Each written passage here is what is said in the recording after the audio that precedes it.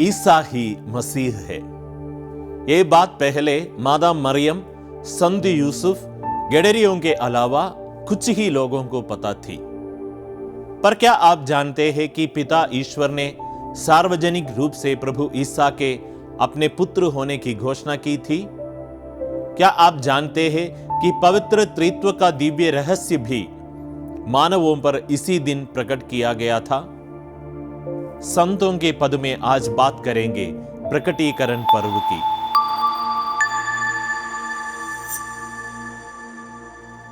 दोस्तों, अक्सर ऐसा होता है कि एक महान व्यक्ति हमारे बीच रह रहा होता है, पर हमें उसका एहसास नहीं होता।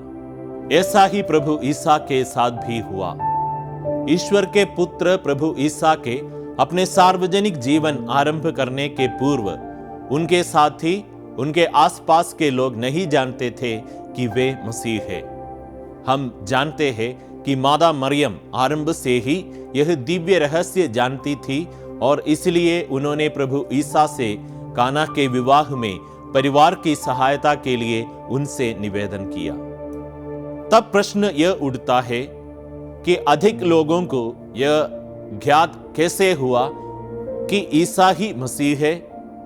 इसका उत्तर हम संत मत्ती के सुसमाचार में पाते हैं। जब प्रभु ईसा संत योहन से बपतिस्मा लेने जाते हैं तो संत योहन कहते हैं कि वे इस योग्य नहीं है। संत योहन भी आरंभ से ही इस दिव्य रहस्य को जानते थे, पर जन सामान्य ने इसे उस क्षण जाना जब प्रभु ईसा ने बपतिस्मा लिया। उन्होंने पानी में नहीं, मानवों के पापमय इतिहास में डुबकी लगाई।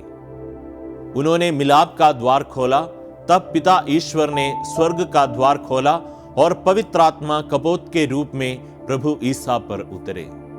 यही प्रकटीकरण है। यह दिव्य रहस्य की ईसा ही ईश्वर के पुत्र है, ईसा ही मसीह है।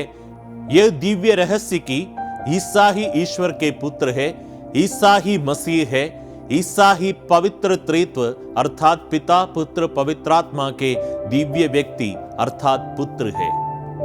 आइए इस दिव्य रहस्य को अपने हृदय में संजोए जैसे मादा मरियम ने संजोया था और प्रार्थना करें। प्रार्थना।